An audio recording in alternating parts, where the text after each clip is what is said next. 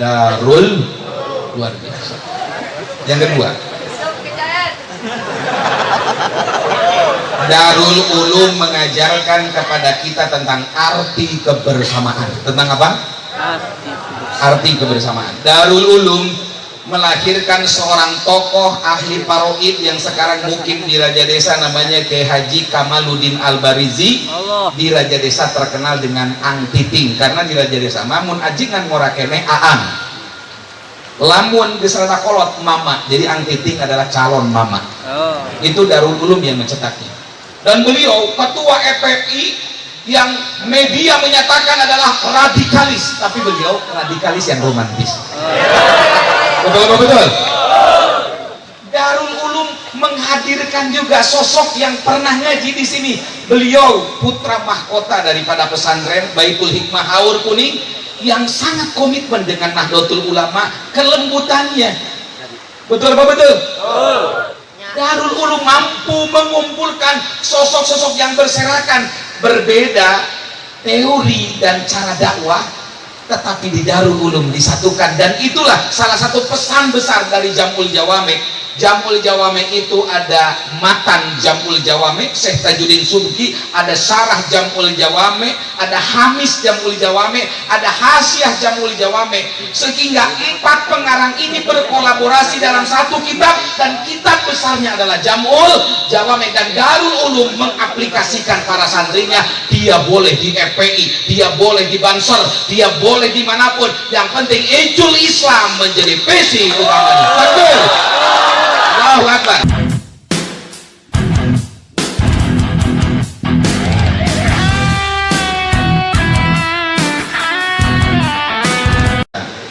Ihtiram takdiman wa takriman ka pangresa guru urang sadayana, oge simkuring salah sawios alumni anu kantos mondok kinten dina tahun 88 pangresa anjeun.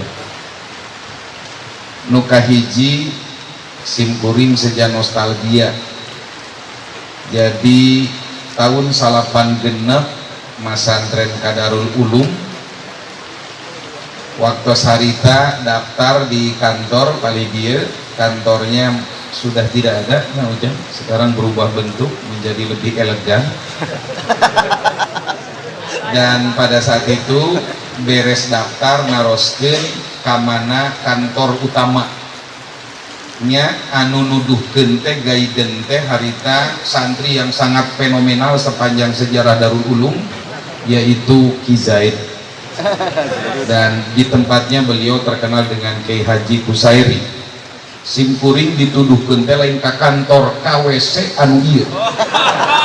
Nah iya, mata kata dalam sejarah dendamnya tidak akan pernah terlupakan. Itu Ki Zaid. Kisah Ki Zaid yang kedua, waktu pasaran dugi ka jam 1:30-2, ternyata jam 1:30 Ki Zaid gogorowokan dina sapeker inna lillahi wa inna ilaihi rajiun.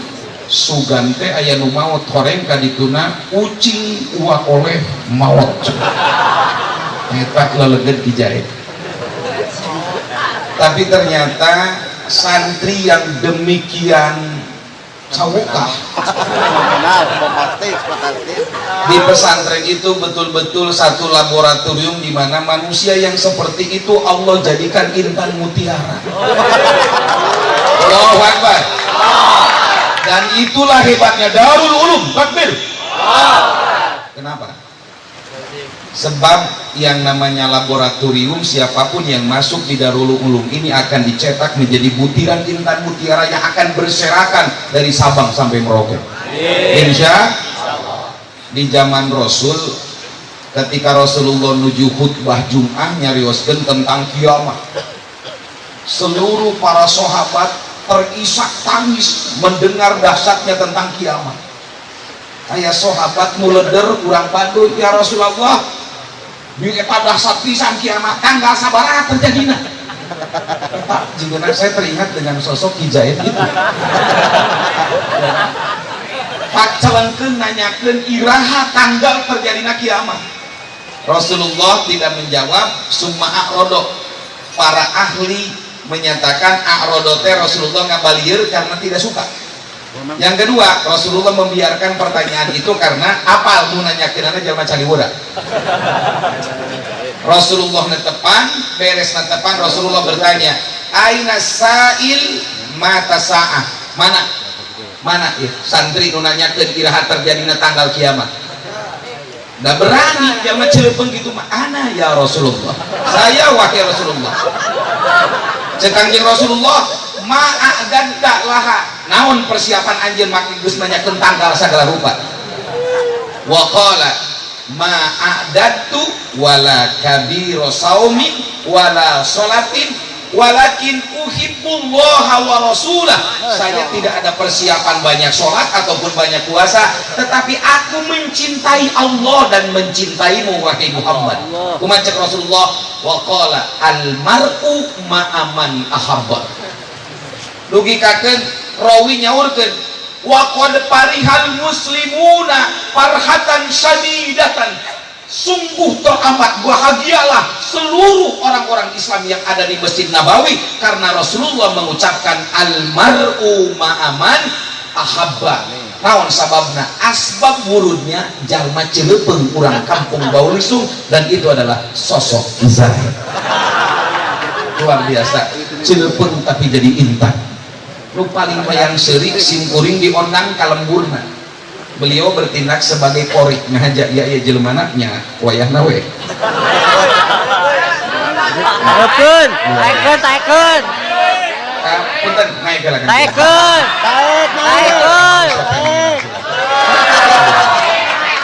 Naik. Inilah manusia fenomenal Darul Ulum.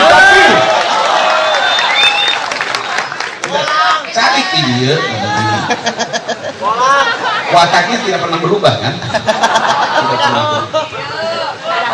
Simkuring ini menceritakan itu nostalgia kepetir teh. Simkuring dia ondang tabligh ceritanya, dan beliau itu yang ngaji Qurannya. Dendam. Sepetung. Tiba-tiba Sohibul Hajat itu kan nu tabligh makardus, ieu mah keresek.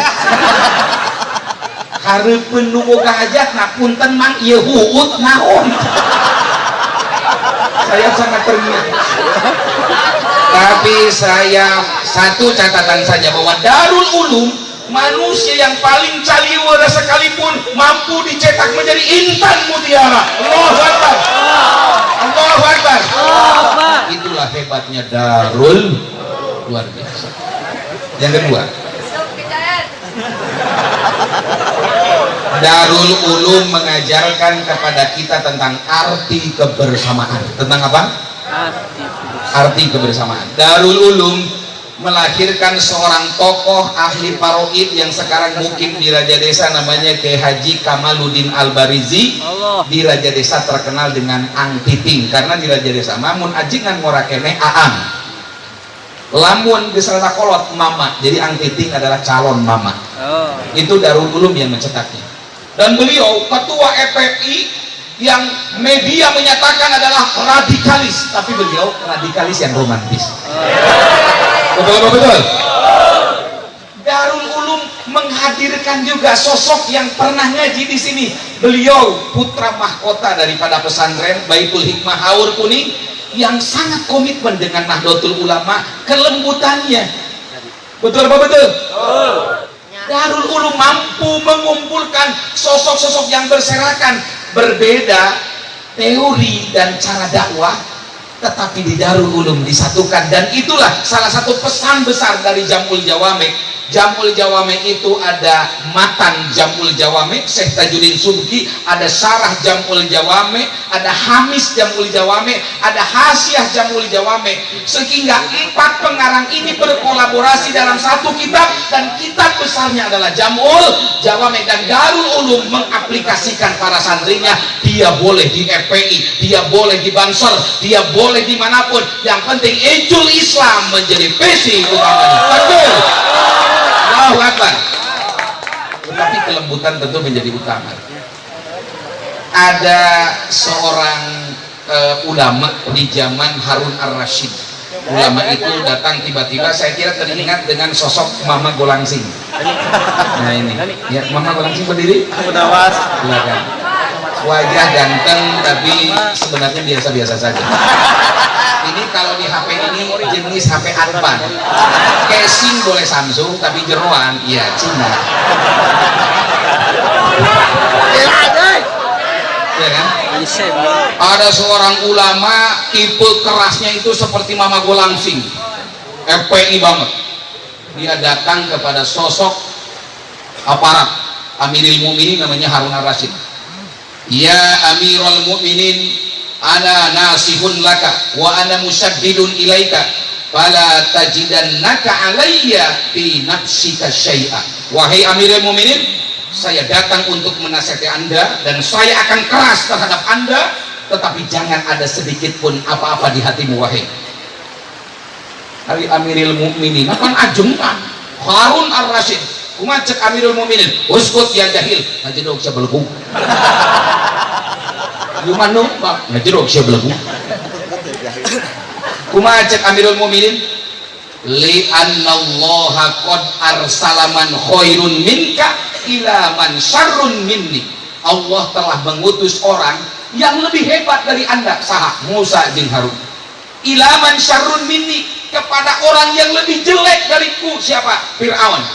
Wa ma'adzalika qala ta'ala idhab ila fir'auna innahu tagha fakullahu qaulal layyina. Berangkat Musa kepada Fir'aun, sesungguhnya Fir'aun itu toge, tapi katakan kepada Fir'aun, berbicara dengan kelembutan. Kenapa? Sebab setiap pemimpin ada egoisme. Maka saya katakan kepada Asda 2, tolong sampaikan Pak Bupati kenapa tidak hadir. Dan kalaupun fisiknya tidak hadir, minimal pulusnya yang harus hadir. Allahu Akbar. Ana musyaddidun ilaika, itulah tipe FPI yang dipresentasikan oleh Mama Golangsing. Subhanallah. Ini kalau di dalam sejarah Ashabul Kahfi persis kitmirnya. Kenapa? Beliau itu sahabat saya, mondoknya di Bayasari, dia nggak pernah ngaji. Sekali hadir ngaji, sarek. Tapi cerdas, HP disimpan, direkam. Nanti kembali ke kampungnya, dia tinggal lip sync. Tapi luar biasa, ada yang hebat dari beliau. Dimanapun ada riungan ulama di Ciamis, pasti ayam Mama Golang. Saya mengingatkan betapa Allah mencatat, kenapa kitmir dicatat di dalam sejarah sebagai bagian ke-8 dari 7 orang pemuda Muksalmina, Tamliho, Martunus, Nainunus, Dunuanus, Saribunus, Paliestapiunus. Kitmir.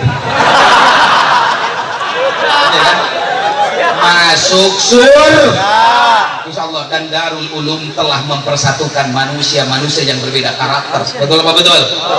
Di sini ada kader GP Ansor. Makanya kita nantikan sebelum turun, biasa ada engke nu presentasi nyanyi Jalal Waton, Jalal Waton, Jalal Waton, Jalal Waton, Jalal Waton, minal iman. Ya kan? Tapi saya juga nanti harus menyanyikan lagu Aksi Bela Islam. Siap? Yang satu alirannya radikalis romantis, tapi yang satu adalah Jalal Waton. Siap semuanya? Siap. Kenapa? Karena pesan terhebat dari Darul Ulum Jamul Jawame itu ada 200 kitab, kata pengarang Jamul Jawame, yang aku rangkum dalam Jamul Jawame. Ada beragam pendapat, Anda boleh berdebat di sini, kata Jamul Jawame, tetapi hati Anda harus hebat. Makanya di Darul Ulum diajarkan bagaimana cara berdebat yang baik.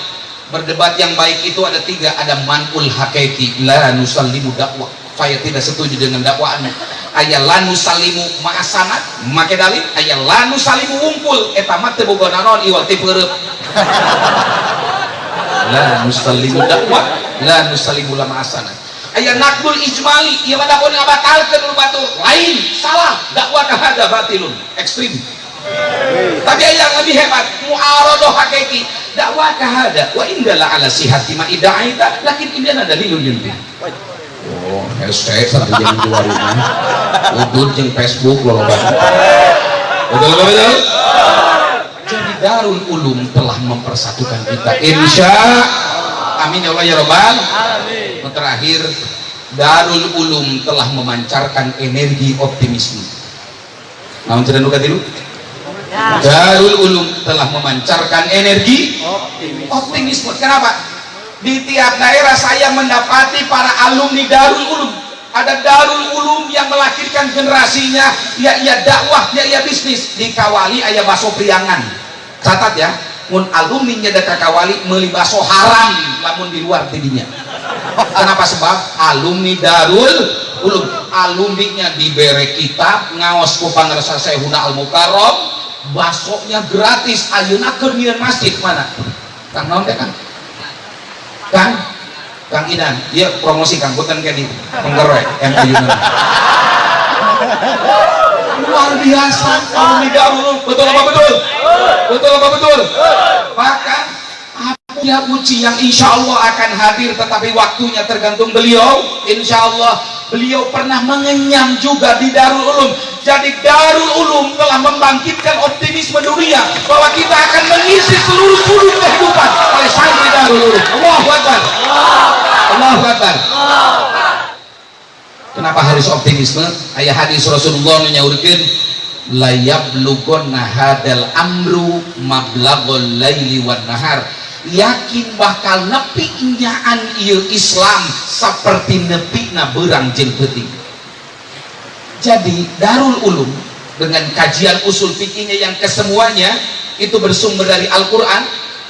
Insya Allah dengan Al-Qur'an kita akan mencapai Islam ini sebagai penguasa dunia. Takbir. Allahu Akbar. Cek Rasulullah srek di halangan kunaon wae Islam bakal nepi kana hati jelema.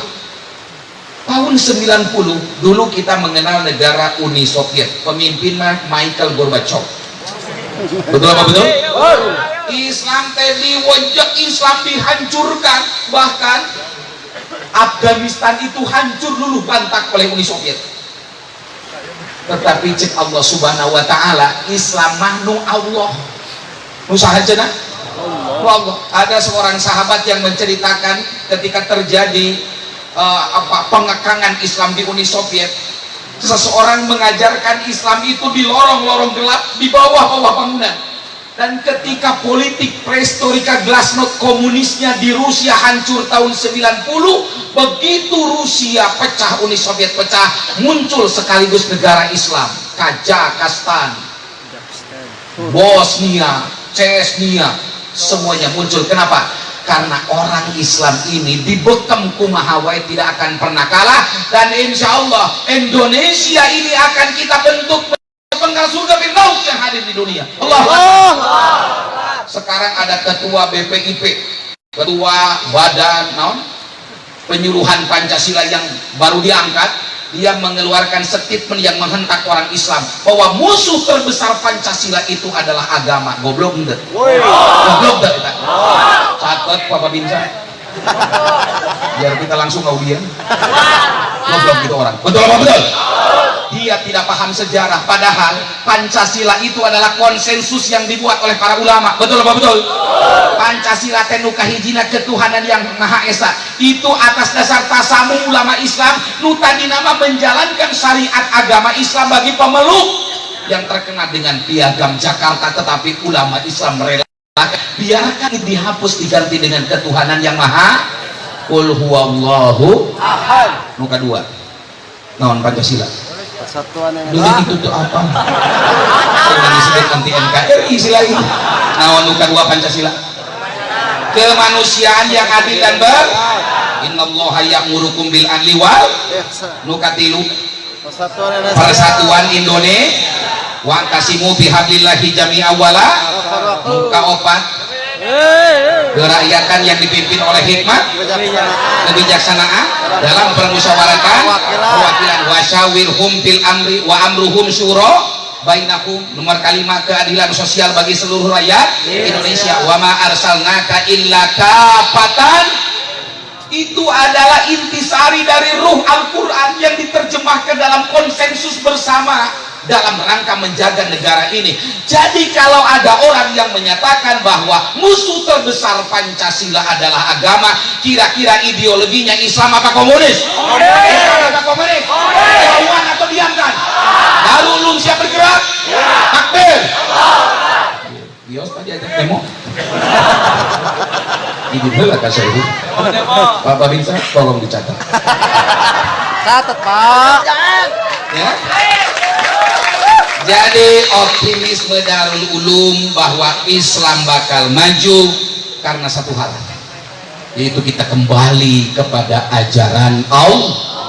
Rasulullah dina hadis nyaurkeun satakunu fitanun, sebentar lagi bahkan muncul fitnah. Fitanun zaman taksir tidak naon fitnah, berarti robahna teh sakal manukus ibtidah ieu mah. Naon cenah? Eta Lama dipetir bungkus mang tong di pasaran balik we cenah kari kawin. Eta baheula bungkus. Satakunu fitanun. Wa qalu kaifa nasna'u ya Rasulullah, upami tos seueur fitnah kitu kumaha abdi ya Rasulullah?